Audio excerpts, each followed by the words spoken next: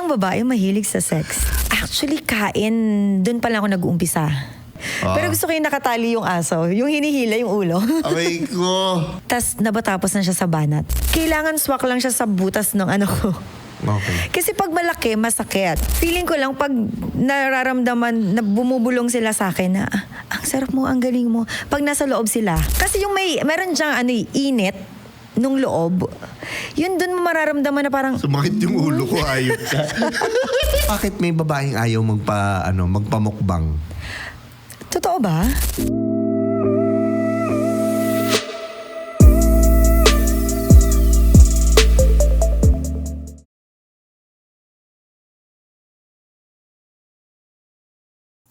What's up mga Sky and welcome to another episode ng Tio Bray Podcast. At syempre, malamang sa malamang, magandang Pasko nyo, magandang bagong taon nyo. Meron na naman tayong bagong season ngayon.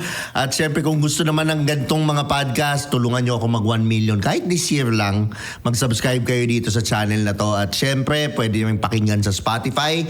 Maraming salamat sa Tritone Studios, Tritone Entertainment. At syempre, huwag yung kalimutan ng pabango ni Tio, Picotin Perfume. Meron tayong 4 na scent. Yan yung Picotin Original, Picotin Habulin, Picotin Harabas, at Picotin Sputing. At syempre, yung pinaka mabango natin ngayon, latest nating nilabas, Picotin Padrino. Available na yan sa Facebook, Shopee, sa TikTok. Available na yan. So, bumili lang kayo ng legit dun sa mga legit pages natin. Alam nyo na yan. At ngayon, papakilala ko yung guest natin. Isa siyang model, di ba? Naging dancer din siya. So alam nyo na, dancer, di ba? O, magaling sumayaw. Walang iba kundi si Miss Hamin. Ayan. Hello everybody. Good afternoon. Good afternoon. Good afternoon, good evening. Good evening. Yes, good morning din. Good morning. Kasi malamang sa CR nila pinapanood Ay, yan. totoo yan. Nagtatago sa mga misis. Oo, yung naka-headset ka lang. Oo, yan. Nagtatago sa mga misis yan sila, Hamin. So ilang taon na si Hamin kung pwedeng banggitin? Oo naman, I'm 30 years old. Ay! Grabe naman, paano nangyari yung Sweet 30, ganyang kasarap? Actually, ligo lang. Ligo lang talaga siya. Oo, totoo. Vital statistics, okay. Single taken. Taken. Nako.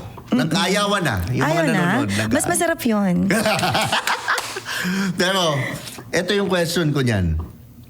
Ano yung ngayon, ano yung meron ka, bakit na-maintain mo yung ganyang asim? Paano mo nagawa siya? Actually, una, talagang more on fitness lang talaga. Sayaw-sayaw, more on health activity. Okay. Yun lang yung kailangan. Tapos, and then, the rest is dasal na lang. And then, minsan kasi nasa jeans, 'di ba? Minsan kasi nasa jeans. Oo. Tapos yung the rest kasi yung kung paano mo ma-maintain yung katawan mo, Oo. is depende na lang sa'yo. Ganun. So, kailangan, kumbaga parang, kung sa tingin mong masarap ka na inside, kailangan makita ng mga tao na mas masarap ka outside. Ganon. Paano ba napapasarap yung inside? Yun ang kailangan, I think, malaman ng mga babae ngayon eh. Okay. Kasi ako, una muna, pinifeel ko na masarap ako. Siyempre, dapat ikaw muna makaramdam na masarap ka.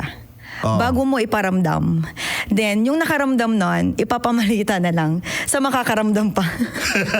So bagay yung parang, okay, ang sinasabi mo yung parang gusto mong ma-inlove sila sa'yo, ma-inlove ka muna sa sarili. Yes, totoo. Galing. Gusto ko yan. So ikaw, ano yung mga daily practices mo sa sarili mo para ma-realize mo na maganda ka and how do you value yourself? Ano yung mga daily na ginagawa mo? Okay. Ang una kasi, di ba sa morning, pinaka-morning routine ko is tubig lang. Tubig. Tapos, sa umaga, syempre, kadalasan nagtitake a bath na tayo niyan. Sarap ka lang sa salamin. Sabi mo lang, thank you, Lord. Ganda nun. Thank you, Lord. Kasi may magandang mukha. Ay, may magandang umaga, 'di ba? Na binigay mo sa akin. Then, the rest is hayaan mo na lang si Lord i-flow yung everyday routine mo na nagagawin. Okay. Ganun lang. Ang galing mo nun. Tama yun. Yung kumbaga kasi ako ngayon, nakikita ko, madaming tao, actually hindi lang babae, ang feel nila hindi sila enough. Doon madaming madaming naglalahong mga pangarap dun sa salitang I am not enough. Dun sa, kumbaga yung tumatakbo sa isip nila, hindi ako enough, hindi ko deserve to. Hindi ko deserve yan, hindi ko deserve yun. Na minsan gusto nila, pero dahil sa subconscious mind nila, tumatakbo na hindi ko deserve, I'm not enough. Hindi ako makakakuha ng gwapo kasi I am not enough. Hindi ako So, napakaganda niyang practice mo na sa loob mo. Oo. Sinasabi mo. Hindi mo naman kasi kailangan sabihin sa ibang tao eh. Totoo. Yung energy mo, yung aura mo, yung mag-reflect Yes. dun. Kasi ganun ka makipag-usap sa sarili mo. Even kung wari, mataba ka. Since sa mga girls na matataba, karamihan kasi ganyan, nawawalan silang self-confident. Ang payo ko lang dyan is, tumingin ka lang sa salamin. Deserve mo bang magganyan yung katawan mo dahil sa kumain ka ng kumain? Okay. Gusto mo yan di ba? But kailangan, itatak mo rin sa isip mo na maganda ako. Sexy ako. Totoo. Kahit anong size ko. Ganon. Merong chubby na nakikita mo, yung confidence. Oo, totoo ba? Tsaka merong chubby na kahit ang akala ng iba is malaki silang tingnan, pero pag lumakad yan, talagang, sino kayo? Di ba? May mga ganong chubby talaga. As in. Sa akin, para kang isa kang babae na madami ng experience, madaming matuturo sa mga nanonood natin. Bilang yung ngayon, yung utak mo ngayon, anong ma-advise mo dun sa mga batang babae ngayon na mababa ang self-worth? Tapos kung, alam mo yun, kung umarte, akala nila parang hindi na nire-respeto yung sarili. Alam mo yun, nakikita mo naman, I'm sure, di ba? Ano yung masasabi mo sa kanila? Ano yung mga advice mo? Actually ngayon, ang mga generation kasi ngayon ng mga kabataan, nakikita ko 12 pa lang, ang kakapal na ng mga makeup. Ang dami nagsasabi na natural lang yan, supportahan, ng mga parents. Sa akin kasi hindi Sorry ha. I agree. Totoo. Kasi nung 12 years old pa lang ako, actually naglalaro pa ako ng Pogs, Jolin. Diba? Kasi sabi nga nila, huwag kang magmadali. Kung 12 years old ka pa lang, naka-makeup ka na, naka-pull pack ka na with the foundation ka na dyan. So, ano pa kaya pagdating mo ng 30? May healthy skin ka pa bang pagdating mo ng 30 years old ka? Diba? So, ang payo ko lang sa mga kabataan ngayon, huwag tayo magmadali. Enjoy natin kung ano yung ginagawa pa ng mga 12 years old, 13 years old. Huwag nating i-advance yung isip natin na gusto ko na maging 18 agad. Gusto ko na maging 20 agad. Diba? Kasi darating ka dyan Baka magulat ka pag nasa 20 ka na ayaw mo na. Kasi pagod ka na. Kasi 12 ka pa lang, tinatry mo nang maging 18, maging 20. Diba? So huwag tayong magmadali. So bakit sa tingin mo yung mga bata ngayon nagmamadali sila? Actually, feeling ko kasi, iniisip nila na ang tingin nila sa atin is bata. So parang gusto nilang tingnan sila na hindi sila bata. Ganun ako before.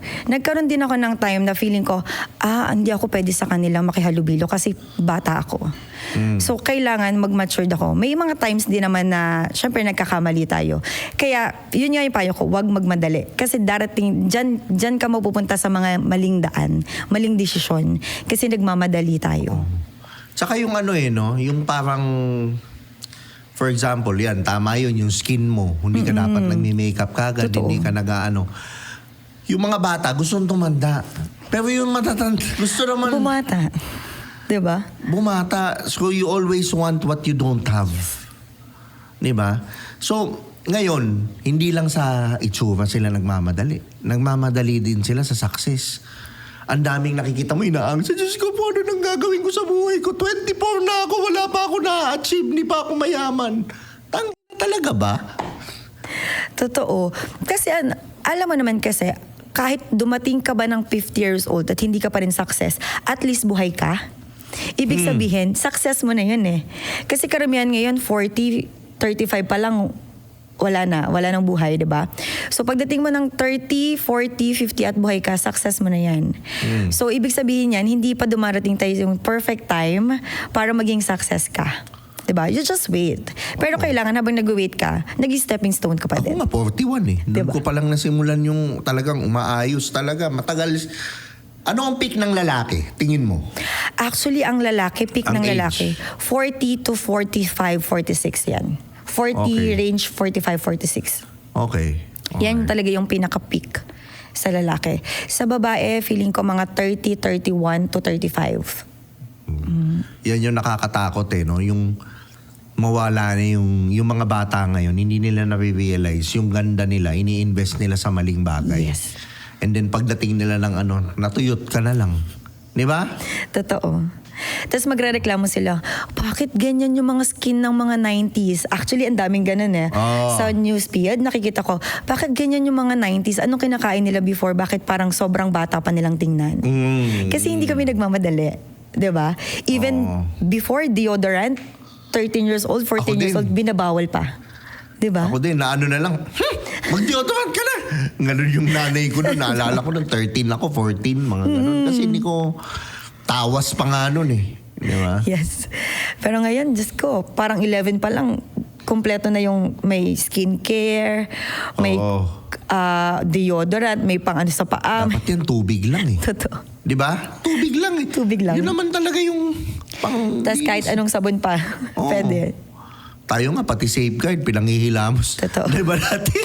Naalala mo, pero hindi natin alam po, nakakawasak pala ng Oo, kasi hindi naman natin alam before, 'di ba? Kasi wala tayong alam. Actually, yun yung mas maganda. Kasi ngayon, sa mga kabataan ngayon, dumadami na yung alam nila. Na minsan, good din naman, pero karamihan, nagiging bad.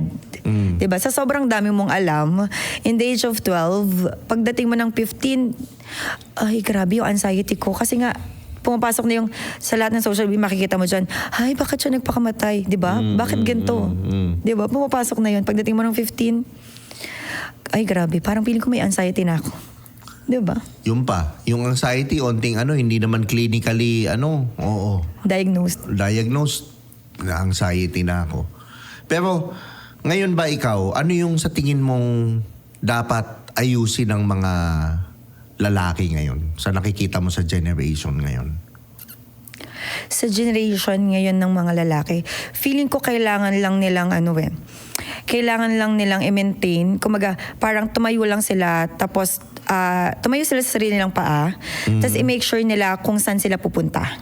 Okay. Kasi halos lahat ng karamihan ngayon na kabataan is more on sumasabay lang sila, lalo sa may mga partner na Wow. sumasabay lang sila dun sa partner nila. Okay. Mga age ng 20, ang dami, may mga may mga viral ngayon na may mga lalaki na kung ano lang yung ginagawa nung partner nila, yun din lang yung ginagawa nila. So ang payo ko, make your own, 'di ba? Make your own. Especially sa lalaki, Yes. Kasi kailangan nyo yan. Kasi kayo yung may pangalan And di ba nga pagdating ng panahon, yung pangalan nyo ibibigay nyo sa partner nyo. So paano mo ibibigay yun kung hindi mo kayang tumayo sa sarili mong pangalan? Di ba? Pero ngayon, ikaw, ang partner mo, syempre, ilang taon? Ikaw na magsabi. 46. 46, okay. So, yun ba yung pinakamatandang willing kang maging boyfriend, if ever? Let's just say you're single right now. What's the highest age na willing kang kaya mo pa? Na, Actually, feeling ko 40, 41. yun ang highest. Oo Kung ngayon na single ako, 40, 41. Okay, bakit 46 ngayon? Actually, hindi siya kasi mukhang 46. Oh, so importante 'yun. Yes, oo, totoo. Importante 'yun yung hindi mo kang 46, 'di ba? So, bakit are you into older guys or even before or gusto mo rin younger? Nagkaroon din naman ako ng may younger, pero mas parang feeling ko mas nag-matured ako sa older na partner. Ano yung mga gusto mo sa lalaki before na ngayon parang shit, natuto na ako, ayoko na ng ganito? Ayoko na ng bata. Okay. Kasi sa bata, mag-e-explore pa yan So, ang dami pa nilang gustong ma-experience, ang dami pa nilang gustong gawin. Gusto pa ng 3-some, Yeah. 4-some, 5-some. Totoo. Oo. Pero kasi ngayon, sa akin, ang dami nagsabi na parang 30 ka pa lang, 'di ba? Pero ang dami pang kailangan ma-experience. Sa akin kasi parang 30 ako, ang dami ko na na-experience. So enough na ako sa Okay. experience. Okay. So ano yung mga sa tingin mo sa mga babae ngayon na mga tipo ng guys na dapat nilang i-avoid? Ay, yung Yung mga red flags ng guys na dapat nilang i-watch out na natutunan mo over the years. Yung ano lang, sample lang, simple lang, yung nagpapakilala agad sa'yo. Paano? Kuwari, nasa club, Oo. diba? Tapos biglang may lalapit sa'yo. Hi, kamusta? Ganyan. Can I get your number? Di ba karamihan ganun na? Oo. Can I get your IG or something, di ba? Yun, red flag yun. Wala man lang kaswabe-swabe. Totoo. Dapat kausapin ka muna and then pag nag-click, doon ka kunin yung IG mo. Di ba? Kasi karamihan gusto nila mabilisan. Oo. Dati siguro nagwi-way yung mabilisan, pero ngayon hindi na. Feeling ko ha. Kasi ngayon, pag minadali mo din yung isang bagay, mabilis din mawawala sa'yo. Amen. Diba? Oo. So, kailangan ngayon pinaghihirapan. Ang dami eh.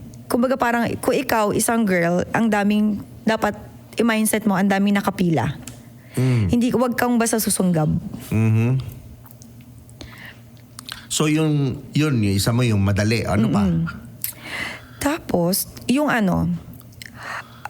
feeling ko yung hindi marunong magdesisyon. Okay. Simple lang, saan daw kakain? Diba? Saan daw kakain? Ikaw, asang gusto mo? Tapos ba na uli magagalit pa siya sa'yo? Ikaw nga yung tinatanong ko eh. Ikaw lalaki eh. Pagkain pa lang, Kasi ang hindi mo babae, hindi napagdesisyon. nila alam kung anong gusto nila eh. Totoo. Oh, i-lead mo. Tsaka lalaki ka. Pagkain pa lang, di mo na alam kung anong gusto mo. Oo. What more pa kaya sa mga malalaking bagay na? Mismo. Okay. Meron pa ba? Aside pa doon? Actually, wala na. Yun lang. Wala na. So gusto mo yung lalaking may direction, tsaka yung lalaking hindi nagmamadali. Yes. Okay. Alpha na alpha. Mga galawan Talagang Pero sa mga babae ngayon, ano yung mga toxic traits ng mga babae ngayon na napapansin mo naman sa mga babae? Karamihan ng babae ngayon super selosa. Sa tingin mo, bakit? Saan galing? Siguro sa experience nila before, pero mali. Kung may experience ka before na niloko ka ng babae siya, so wag mong i-adopt dun sa bagong karelasyon mo. Parang ganon. Kasi pag in-adopt mo yun, ibig sabihin, same sequence lang yung mangyayari sa'yo. Okay. Kasi kahit sabihin hindi siya nagloloko, pag iniisip mo na nagloloko siya, tapos sinasabi mo sa kanya maliit na bagay magsiselos ka, papasok na sa isip ng lalaki, gawin ko na lang. Totoo. Diba? Totoo. Yung parang wala rin naman pinagkaiba eh. Nagiselos ka, may gawin ka o wala. Gawin ko na lang. Gawin ko na lang. Although, mali rin naman sa lalaki yung ganun ka rin mag-isip. Ewan. Tagilid din. Kumbaga parang, di gawin ko na lang. Di po. Hindi kasi yun eh, sabi nga natin, hindi kayo magtatagal kung hindi kayo, parang hindi kayo match. Kung ikaw, kung sa tingin mo selosa ka, so yung jowa mo is kung hindi magiging selosa, gagawin niya yung pinagsiselos mo. Diba sabi nga nila, kailangan balance. So kailangan yung babae lang magta-tantrums. Diba hindi? Tama. Pero anong masasabi mo dun sa mga babae na gusto ko ng high value man? Pero ang ambag lang naman nila sa lalaki, ganda lang, tsaka pepe nila. Anong mga masasabi mo doon? Actually, hindi ko pinangarap ng high value man. Okay. Kasi, unang-una sa sarili ko pa lang, feeling ko high value na ako. Okay. So, bakit pa ako maghahanap ng high value man? Okay. So, payo ko sa mga girls na naghahanap ng high value man, make sure na high value ka din bago ka maghanap ng high value man. Mismo. Tsaka you attack what you are. Totoo. Yun yung sa akin. Ma-attack mo din yung high value na lalaki. Pero kung ikaw, hindi ka naman high value, yun lang yung ambag mo sa lalaki. Yung high value man, iuwi ka lang. Pero, di ba, bebembangin ka lang, pero hindi ka jojowain. Yung pagdating ng partner mo sa bahay mo, nakatihaya ka lang. Oo. Wala kang ginagawa. Oo. Diba? Okay lang, bembangin mo lang ako, yun lang ang bag ko eh. Hindi ka man lang makapagluto, makapaghugas ng pinggan. Importante. Diba? Makapaglaban ng mga damit. Diba? Okay. That's feminine energy. Totoo. Yun yung ano. Ano yung, para sa'yo, ano yung dapat ginagawa ng babae para sa lalaki?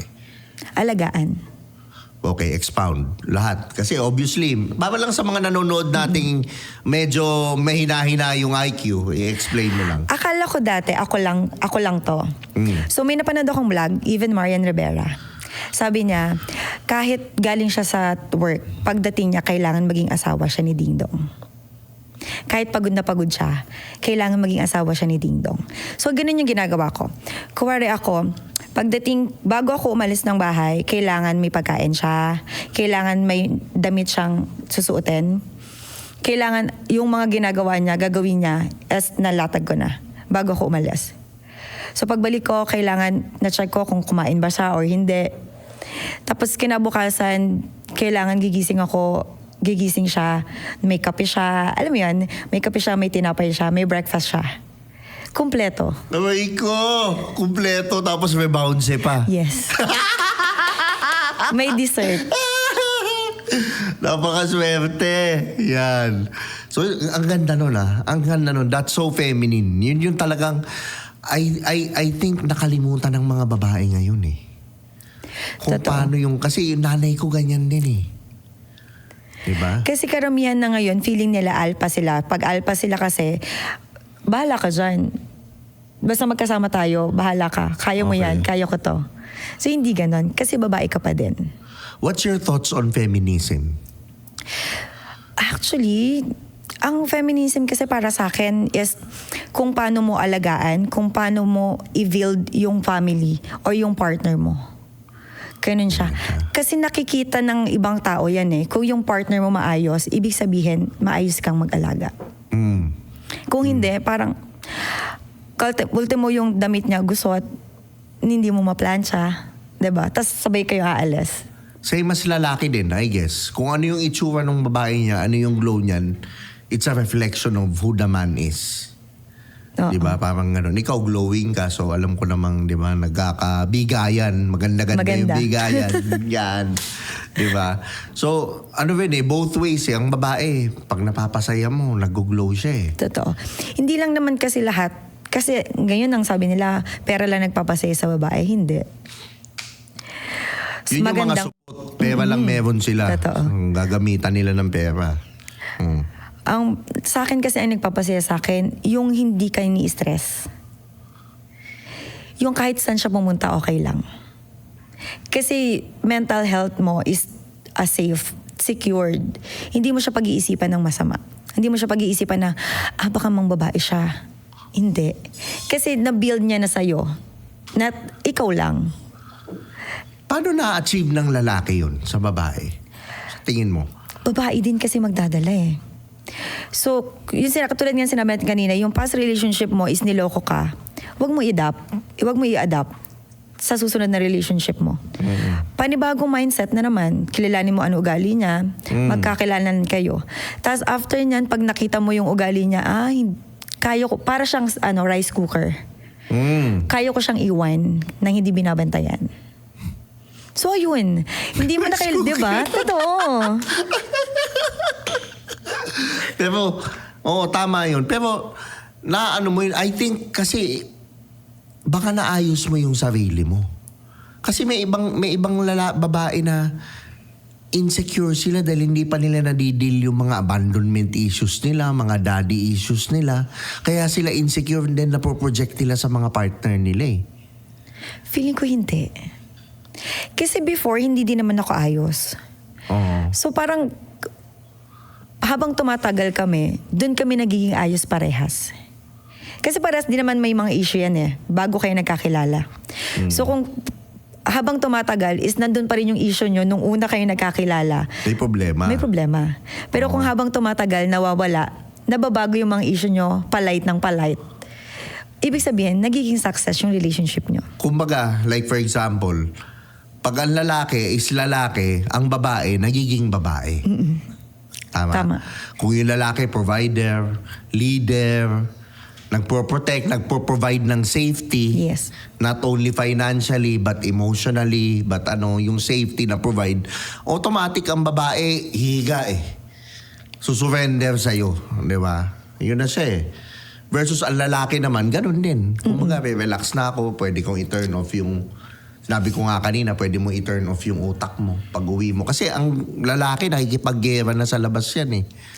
Tapos pag uwi niya ng bahay, dapat peace yung uwian Utak niya, niya, hindi nag-gera. Di ba? Trabaho ng babae yun. Totoo. Kasi ang utak ng lalaki is kailangan may relax time siya. Kasi sa dami niyang iniisip, paano siya magpo-provide, di ba? Oo. Yun yung unang iniisip ng lalaki. So ikaw, kailangan pagkasama mo siya, ang utak niya is, okay, ito muna yung pahinga ko. Pahinga muna ako, mamaya na ako mag-iisip after Sabi ko nga na lang. yun yun nga ideal relationship ko eh. Yung pag-uwi mo, may pagkain, may magpapahinga, tapos chup kang masarap, putang ina. Tapos yung problema mo eh. Di ba? Tapos Natanggal yung yung problema stress mo mo. kagad, putang ina. Malilimutan mo na eh, pag ganun yung mo. Di ba? So, para ma-restart ka ulit. May start ka ulit eh. Yun yung importante. Bastos man pakinggan, pero yun yung, alam na nila yung point ko dun sa yun.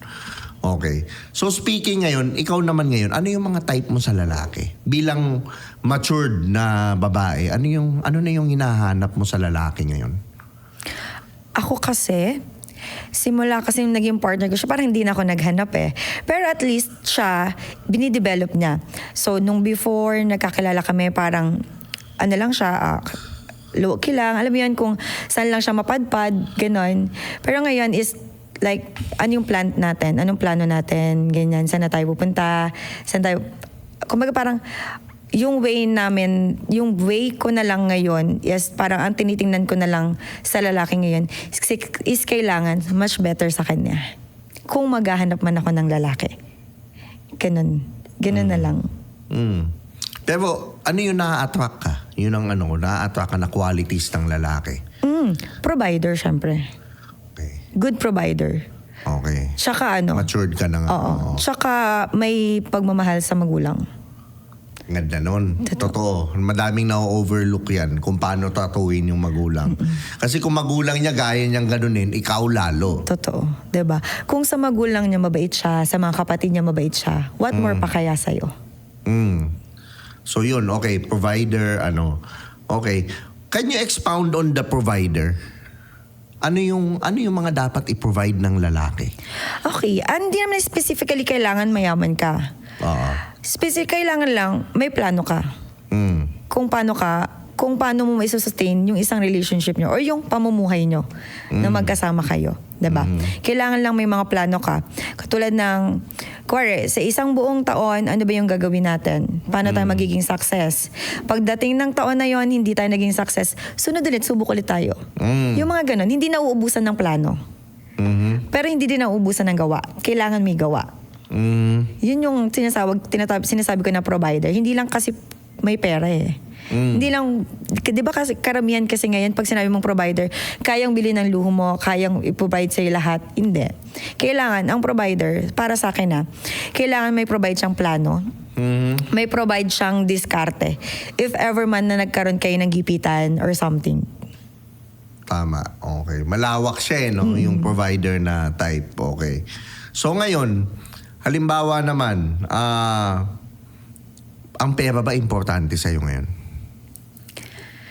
Actually, magiging impokrita naman ako kung sabihin ko hindi. Pero 50-50 na lang. Okay, tama naman yung 50-50. Yung 50-50 hindi ako agree dun. Kasi dapat 100 naman sa lalaki. Pero na-appreciate ko yung breeding mo na willing ka to go 50-50. Kasi ako, like for example, for a first date, hindi naman ako nagpapabayad ng babae. Ako talaga yan. Pero na-appreciate ko yung babaeng nag-o-offer. Nag-o-offer. Kasi it shows breeding yung pag-offer. Hindi naman kita magbabayarin eh. Pero gusto ko lang makita na, gusto mo hati tayo? O ito, Di ba yung breeding ng pagpapalaki sa'yo, yun eh. Sabi nga natin, high value man hinahanap mo, di ba? So ipakita mo dun sa first date nyo palang na high value ka. As a girl. Di ba? Kaya mo magbayad nung kinain nyo. Do you kiss on the first date? Yes. Okay. Why? Can you explain? Kasi hindi mo... Ang dami nagsasabi na parang, bakit? Diba? Pero kasi... Depends din naman. Sa akin, depende. Pero gusto ko marinig yung sa'yo. Kasi sa akin, kung hindi ako komportableng halikan ka, or kahalikan ka, hindi tayo magtatagal. Okay. So bakit ko pa sasayangin? Bakit first date? At least, alam ko na, kung magaling ka at swak tayo, okay, first date pa lang, goods na tayo. So, pag hindi, okay, off na tayo. First date pa lang. So, ang babae talaga, yung first kiss, dun na nalalaman yun eh, no? Oo. Do you bang on the first date? Actually, oo.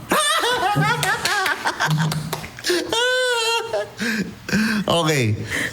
Lagi ba? O Okay, sabihin na natin sa 10 date mo, ilan doon ang first date, Bembang? 7. Bakit? Gusto ko may malaman yung bakit? Ano yung take mo dyan? Kasi, Ibang ano yan Yun nga yun parang, 'di ba, hindi ka na mag-aksaya ng panahon, time. Kasi mayroon, as a girl ako, ewan ko kung lahat. Kasi pag hindi masarap yung lalaki sa akin, off na. Okay. Oo, so paano kung naglaan ka na ng 3 months, 4 months dyan sa lalaki na yan, tapos nagbembangan kayo, hindi siya masarap para sa'yo? Anong masasabi mo dun sa mga magsasabi man dyan or uunahan ko na yung comment section, ha? Paano yun? Paano ka i-respeto ng lalaki? Binigay mo na. Una pa lang, ba't ka pa niya jojowain? Binigay mo na yung Okay lang. Anong masasabi mo doon? Respeto, okay lang. Kasi hindi ako nasarapan sa kanya. Sinong mas may respeto sa amin? Like for example, anong pang counteract mo doon? Anong pang counter mo doon sa masasabi nila na binigay mo na kagad doon sa lalaki? Paano yun kung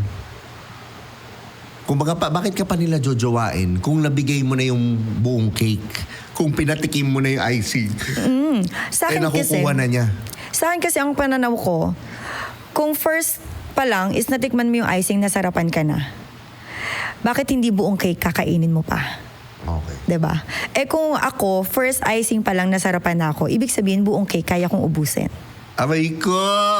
Oo. 'Di ba? Maganda, iba rin yung perspective mo nga. Gusto ko yung kasi karaniwan, laging, hindi, I don't kiss on a first date, Pero ako kasi, andun din naman ako sa, mas gusto ko yung medyo, hindi rin naman first date, pero kung meron mang first date na ganun kami or nag-kiss kami, hindi ko rin naman ginajudge dun. Kasi minsan, dun din kung click kayo Totoo. Balik-balik tayo nung pinatagal mo lang. So, hindi ka naniniwala sa ligawan. Hindi. Aray ko. Hindi ako naniniwala sa ligawan. Okay. Ever since. Bakit? Tingin mo? Dun yes, kasi parang feeling ko pag niligawan ako, fake lang lahat yun Pakitang tao. Mhm. So mas gusto ko yung okay tayo na agad. Okay. Tapos dun na lang kita makikilala. Tama, yun din ako You can get to know each other in a relationship versus yung ligaw, puta best foot forward and then naging kayo, na hindi pala ganun siya, scam. Totoo, may mga times na may flowers pa yan, may chocolate, aakyat pa yan ng ligaw sa bahay mo. Oh. Pero pag kayo ng dalawa, binubugbog ka na. Pag nabembang ka na, wala na. Bye-bye. Diba? Totoo. Pero ang lalaki kasi yun din Kami naman mga lalaki, dun din namin malalaman kung talagang mahal namin. Kasi dalawa utak namin Utak namin dito, utak namin dito. So pag nagtagpo yun na yung delikado, yun yung talagang parang true love You agree? Totoo. Parang ganun pag yung parang lagi yun, sinabing usapan natin nun, di ba? Parang laging first time. Yes. Napaka-importante. Gaano ka-importante ang sex sa relationship? 100%. Really? 100%. Okay. Dahil? Kasi una pa lang, kuwari magkaaway kayo, you make love, bati na kayo. 'Di ba? If ever may problema siya, stress siya, you make love. Mawawala yung stress niya. Okay. Kaya importante siya, 100%. Okay. So, for example, okay lahat, mabait siya sa'yo, love ka niya, ganyan. Okay, hindi siya cheater, hindi siya pero hindi ka mapaligaya sa kama. Or, yung napapaligaya ka sa kama pero sakto lang siya sa lahat. Ano yung pipiliin mo? Yung napapaligaya ako sa kama.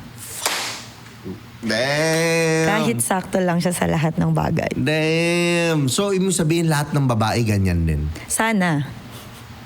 But do you think so? Kasi, ito sorry karamihan kasi ng babae, takot silang mabrand na easy, whatever. Pero ang babae, mas mali sa lalaki, sa totoo lang Totoo. Di ba? Ako na-appreciate ko yung fact na naaamin mo Ako, oo. Oo. So, bakit dapat na, kumbaga, bakit sa babae ganun? Importante ang sex din. Paano mo masasabi? Kasi, kuwari may partner ka, di ba? Tapos hindi ka niya napapaligaya. Yung 100% na paligaya sa'yo. Masarap lang siya kausap, masarap lang siyang nagko-comfort sa'yo, pero yung inside mo, hindi niya Hmm. napipist yung inside mo. So, para saan pa? Tsaka aminin mo, ang daming babae. Alam ko ikaw may mga friends kami, hindi pa nila nararanasan yung big O. Yes. Totoo. Dinadaya nila. Di ba? Pinipake. Tapos yung, naniniwala ka ba doon? May mga babae hindi kasi talaga ako mahilig sa sex eh. Naniniwala ka? Hindi. Lahat ng babae mahilig sa sex. Oo. It's just that kung yung nagsasabi nun, hindi pa niya siguro nararanasan yung masarap. Hindi pa siya nakaka-experience Yung talagang, ng masarap. Oo, yung talagang lalaki. Di ba? Na talagang nginig yung tuhod niya, no? Yung pag after nyong mag-make love, Oo. after nyong mag-sex, yung parang may baha, may tulo yung kisame nyo. Kasi baha yung kama nyo. Oo, tsaka basa. Ganon. Basa, oo. Yung pawis, Okay. So ikaw ba? Saan ka mas natatapos? Sa banat o sa banat o sa kain? Actually, kain, dun pa lang ako nag-uumpisa. Tas nabatapos na siya sa banat. Okay. So pero hindi ka nilalabasan sa kain? Nilalabasan. Umpisa pa lang. Oo. Isa Oo, yun. Isa Tapos pa lang. mamaya isa pa. Oo, siguro mga 3 dun na sa banat. Okay. So sa lalaki ba importante yung magaling kumain? Oo naman. Kasi ang daming hindi umaamin na ang babae pag hindi magaling kumain yung lalaki, nasasaktan, nasusugatan. Oo. Yung pinaka-private part nila. Okay. So, dadali namin yun. Kuwari, hindi magaling kumain yung partner mo. May sugat ako. Ang hirap umihi, ang hirap mag-CR kasi may sugat ka. Tapos hindi magaling yung partner, paano mo ba ipapakain, diba, after? Diba na-experience, okay lang kahit wag mo nang kainin. Oo. Parang hindi wala namang saya. Pero bakit may babaeng ayaw magpamukbang? Totoo ba? Meron. Ngayon ko lang nalaman yan. Meron. Naiilang ako na alam mo yung parang ganun. Feeling ko siguro hindi sila komportable sa private part nila. Yun, no? Oo. Feeling ko sa tingin nila mabaho. Kaya ako sinasabi ko parang you're missing a lot of things, di ba? Oo. Andun yung sarap. Sa mukbangan, no? Sa mukbangan. Oo. Pero si Si Hamin, anong favorite position ni Hamin? Ako dog style. Ayun na. Lahat na lang kayo. Bakit? Dog style first, pero gusto ko yung Si Shane, ganyan din sinabi. Totoo ba? Pero gusto ko yung nakatali yung aso. Gusto ko yung Ba't hindi mo pa gawin sa kalye para talagang dog style? Diba? Kasi merong dog style lang eh. Pero gusto ko yung nakatali yung aso. Yung hinihila yung ulo. Aray ko. Oo. Buti hindi mahila yung ulo mo. Hindi naman. Malakas pa naman humila yung Ay, mas masarap siyang humila. Pero ikaw ba, does size matter to you? Actually, hindi. Kailangan swak lang siya sa butas ng ko. Okay. Kasi pag malaki, masakit. So, totoo yun? Totoo yun. Pag malaki, masakit. So, hindi mo ma-enjoy na mayat maya or tatagal yung... Kasi may mga babaeng nagsasabi na ayaw din naman nila ng malaki. Oo. Pero may mga iba naman nagsasabi, hindi, gusto kong malaki. Ano ba talaga? Sa akin, ayoko ng malaki. Basta yung sakto lang Kasi siya. wala na daw sarap eh.